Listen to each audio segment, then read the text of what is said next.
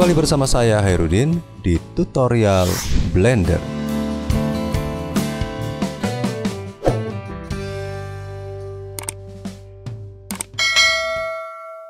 Di tutorial kali ini saya akan menjelaskan tentang pembuatan sebuah landscape menggunakan teknik sculpting dengan pemberian materialnya dengan teknik texture painting, yang kira-kira hasil akhirnya seperti ini. Oke, sekarang saya akan klik si cube yang ada di area kerja, kemudian saya delete, kemudian saya tekan Shift A, kemudian memilih Mesh dan memilih Icosphere. Klik di bagian Add Icosphere, kemudian saya tambahkan sebanyak 4, kemudian saya klik objeknya, saya tekan S dan ketik angka 10, tekan Enter. Kemudian saya tekan N sehingga akan terbuka panel sebelah kanan, klik Item. Kemudian di sebagian sebelah scale-nya tertera angka 10, karena tadi kita sudah melakukan skala sebanyak 10 kali. Saya akan menormalkan kembali ke angka 1 dengan cara lewatkan kursor mouse di atas icosphere-nya, kemudian tekan Ctrl A. Kemudian memilih All Transform. Maka di bagian scale sekarang sudah kembali ke angka 1. Saya scroll seperti ini. Berikutnya kita akan menurunkan bagian atasnya menjadi kira-kira setengahnya menggunakan teknik sculpting. Caranya saya akan beralih ke tampilan top ya. Sebelumnya mungkin saya tekan dulu N untuk menutup panelnya, kemudian saya tekan Z di sini. Saya klik Z di sini atau menekan angka 7 di numpad. Kemudian saya akan masuk ke mode sculpting. Ya, ke sculpt mode. Kemudian di area sini saya akan atur dulu radiusnya. Untuk mengatur radius boleh menggunakan opsi yang ada di atas, atau kita juga dapat menekan huruf F di keyboard, kemudian dimaju mundurkan kursornya, kemudian klik. Untuk mengatur strength-nya kita dapat mengatur di area sebelah atas ini. Kemudian di bagian ini untuk din toponya saya nyalakan saja, kemudian tekan OK. Kemudian akan saya pilih di bagian detailingnya relatif detail. Kemudian di bagian detail size-nya mungkin saya akan masukkan angka 7 saja. Seperti ini. Ketika kita mengklik, maka si objeknya akan menjadi menonjol seperti ini. Ya, sesuai dengan strength yang sudah kita berikan, misalnya seperti ini.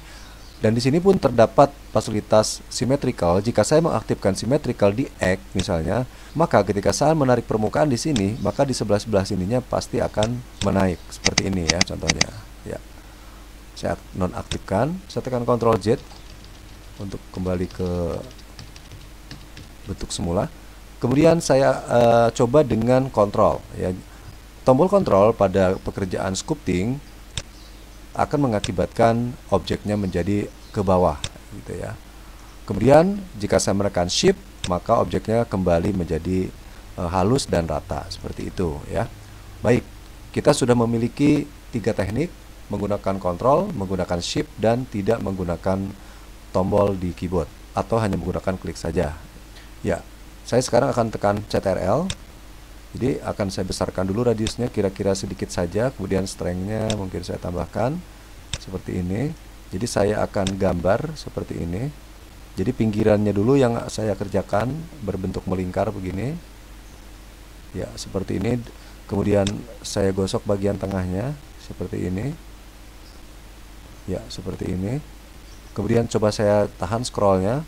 Ya, seperti ini. Mungkin saya tahan lagi kontrol untuk membuat objek ini ke bawah, tahan shift untuk meratakan objeknya. Oke. Nah, sekarang saya juga bisa memberikan sculpting pada bagian bawahnya ya. Saya tahan Ctrl. Jadi supaya bentuknya agak random saja.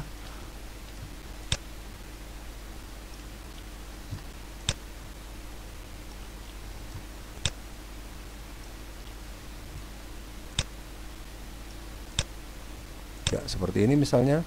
Kemudian di sini bagian bawah mungkin saya akan agak tonjolkan sedikit. Ya, seperti ini agar terlihat lebih random ya, seperti ini. Nah, kemudian di bagian atas sebelah sini saya akan atur sekarang bentuk yang saya inginkan. Misalnya di sebelah sini akan saya gunakan untuk misalnya ada air terjun ke bawah, kemudian di sebelah sininya ada bukit. Untuk keperluan tersebut, coba saya akan agak putar sedikit seperti ini. Saya kecilkan sedikit radiusnya. Ya, seperti ini misalnya. Kemudian saya naikkan dia yang sebelah sini juga. Jadi saya akan membuat sebuah bukit yang nanti akan keluar seolah-olah ada air terjun dari sana. Ya, coba saya putar seperti ini. Jadi saya bangun dulu yang sebelah sininya. Ya, daerah sini mungkin saya agak zoom.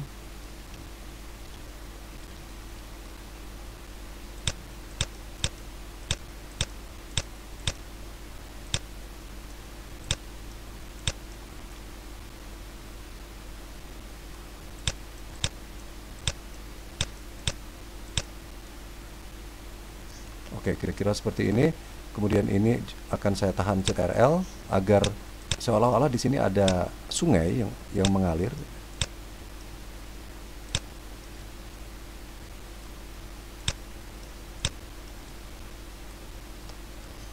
Kemudian ke sini. Kemudian mungkin dari arah sebelah sini juga seolah-olah nanti ada saluran air yang datangnya dari arah belakang, dari arah hulu sungai misalnya. Seperti ini. Karena ini nanti terkesan terlihat lebih jauh, maka di sini mungkin tidak usah terlalu besar. Ya, mungkin cukup seperti ini. Kemudian yang bagian sebelah sini juga saya sambungkan.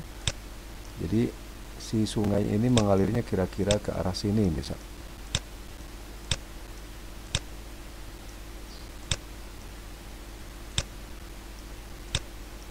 Ya, misalnya ke arah sini. Mungkin di daerah sini agak lebih lebar ya. Ini saya tekan F, kemudian saya agak dorong, agak tarik gini ya. Ya, agar saya bisa lebih leluasa untuk merapihkan daerah sini dengan CTRL.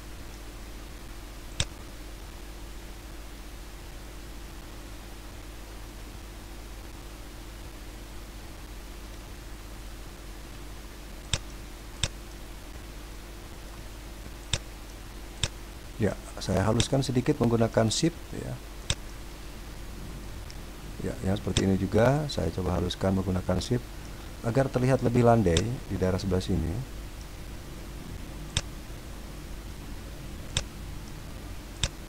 Ya, seperti ini. Mungkin daerah sini akan saya tinggikan juga.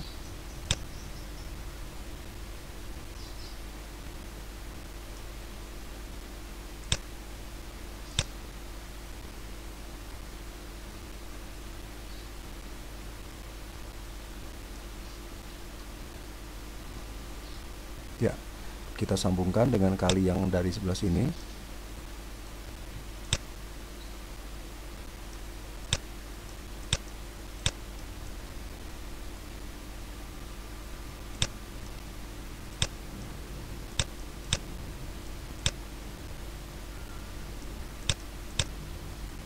Berikutnya, kita akan memberikan material untuk objek landscape yang sudah kita buat dengan teknik Vertex Find. Caranya, saya kembali dulu ke Object Mode seperti ini.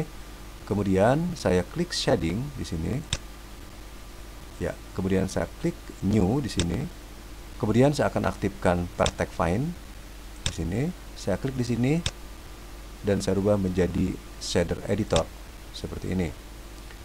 Ya, ini boleh saya besarkan seperti ini. Kemudian saya akan memulai untuk memberikan pewarnaan terhadap si objek yang sudah kita buat. Mungkin saya klik dulu di bagian solid ya. Ya, ini saya turunkan ke bawah sini seperti ini. Kemudian di sini saya bisa merubah dulu warnanya. Ya, misalnya warnanya ini.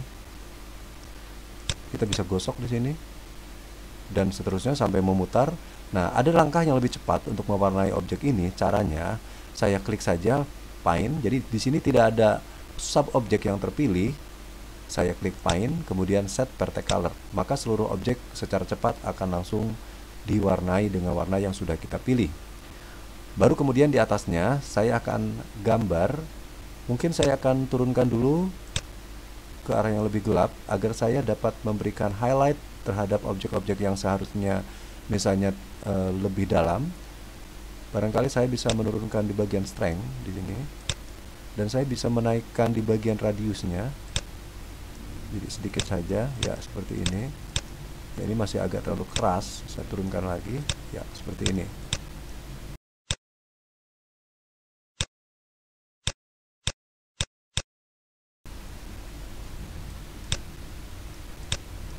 Ya, kita berikan shadow untuk objek yang seharusnya lebih gelap ya. Misalnya ini. Oke, berikutnya.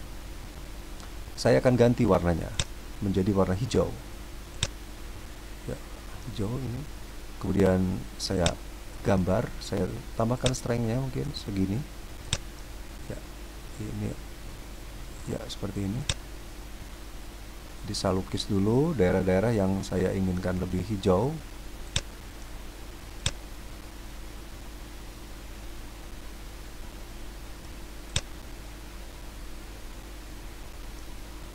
Mungkin radiusnya saya turunkan sedikit.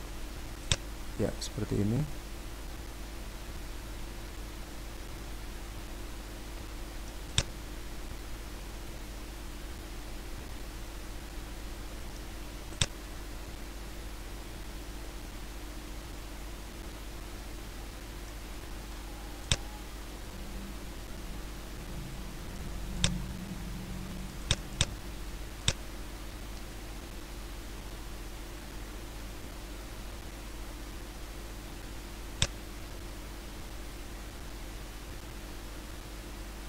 Kita ganti dengan warna kuning di sini. Cuma naikkan sedikit highlightnya ke sini. Dan saya akan memberikan warna yang agak sedikit muda di atasnya. Dan di sini seolah-olah terkena sinar matahari.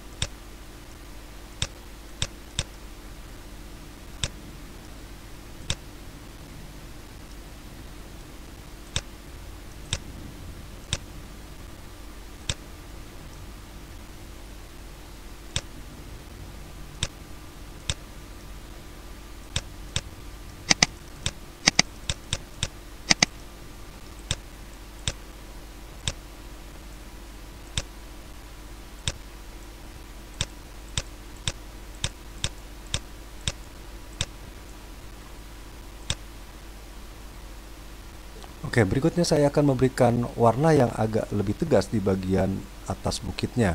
Caranya, saya akan klik di bagian Vertex Find, kemudian saya beralih ke Edit Mode. Saya klik di luar, kemudian agar lebih luas saya klik Layout, kemudian akan saya putar bentuknya seperti ini. Kemudian saya klik di bagian Face, dan kita tekan C di keyboard, kemudian kita klik seperti ini. Ya, seperti ini misalnya. Tekan enter dulu untuk memutar seperti ini, kemudian kita putar seperti ini. Nah, jika kita ingin menambahkan, kita juga bisa memilih dengan seleksi select box di sini, kemudian tahan shift, kemudian kita tinggal pilih bidang yang ingin kita berikan warna yang berbeda.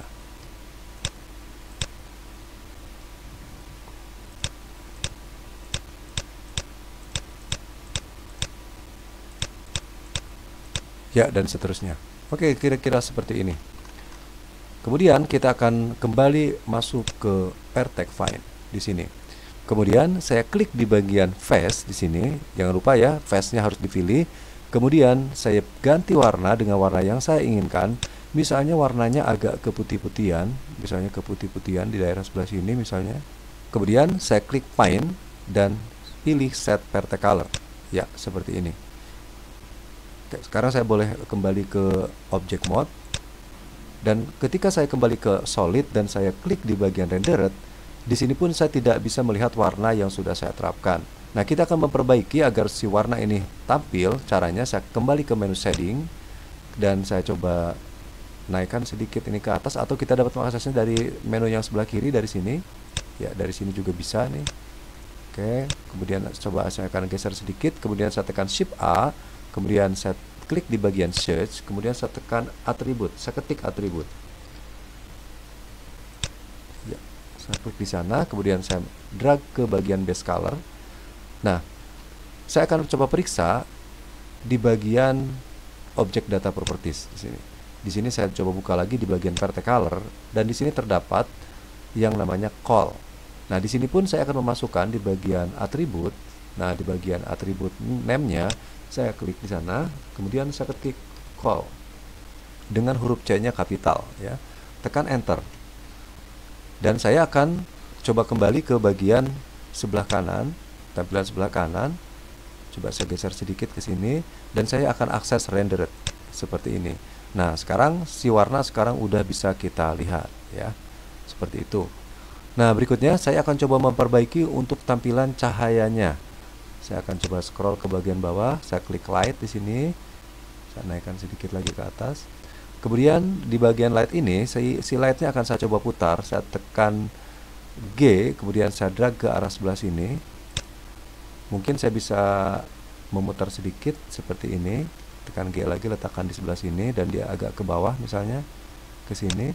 Kemudian saya akan rubah tipe dari lampu ini menjadi sun seperti ini. Dan saya turunkan di bagian strength-nya, mungkin saya ketik angka 1 saja seperti ini. Kemudian kita juga bisa mengatur di bagian rotate-nya, tekan R di keyboard untuk supaya kita bisa mengatur di bagian rotate-nya seperti ini. Kemudian saya akan berpindah ke tampilan layout agar tampilannya terlihat lebih luas ya. Oke, seperti ini. Oke, berikutnya saya akan berikan warna dengan bantuan warna background HDRI. Nah, untuk mempersiapkan gambar bentuk ini, saya akan mengakses beberapa website. Saya buka browser. Kemudian di sini saya bisa mengakses Polyhaven di sini. Kemudian di sini juga kita bisa mengakses menu aset HDRI. Kemudian di bagian ini kita bisa memilih skies. Selain Polyhaven, kita juga dapat mengakses beberapa buah website lain, diantaranya misalnya Ambient CG. Ya. Ini juga sebuah website yang menyediakan gambar-gambar untuk background HDRI. Ya. Dia ada di bagian menu HDRI di sebelah sini dan seterusnya. Oke, saya akan coba menggunakan Polyhaven. Saya klik aset, kemudian HDRI. Kemudian di bagian ini saya memilih skies. Kemudian saya memilih di bagian ini mungkin Canon ya. Baik, saya kembali ke Blender. Nah, di bagian Blender ini saya sudah mendownload sebuah gambar HDRI. Kemudian saya akan masuk ke bagian Word di sebelah sini. Nah, di bagian Word ini ada di bagian color. Saya klik di bagian titik yang ini. Kemudian saya pilih environment texture. Seperti ini. Kemudian saya akan beralih ke tampilan shading di sini. Saya coba agak drag sedikit ke atas ini. Nah, di bagian ini objeknya akan saya rubah dulu menjadi word. Kemudian jika di sini tidak terlihat, barangkali dia kecil banget ya, silakan untuk di scroll saja atau digeser-geser saja sampai dia terlihat seperti ini. Kemudian saya klik open dan saya akan selusuri di mana saya meletakkan hasil download saya tadi. Misalnya saya menaruhnya di sini misalnya. Saya tekan open image. Ya, seperti ini. Maka secara otomatis gambar yang di area kerja kita akan juga terpengaruhi oleh sinar matahari yang ada dari gambar tersebut. Berikutnya, saya akan coba memutar si bagian environment ini. Coba saya akan putar dulu seperti ini. Seperti ini. Saya ingin sudut pandangnya seperti ini, tapi langitnya ada di sebelah sini. Untuk keperluan tersebut, saya akan membutuhkan Node Wrangler. Sebelumnya saya akan cek terlebih dahulu di bagian edit, kemudian preference, dan di sini saya akan coba mengaktifkan add-on. Kemudian di bagian atas di sini kita klik kurang seperti ini.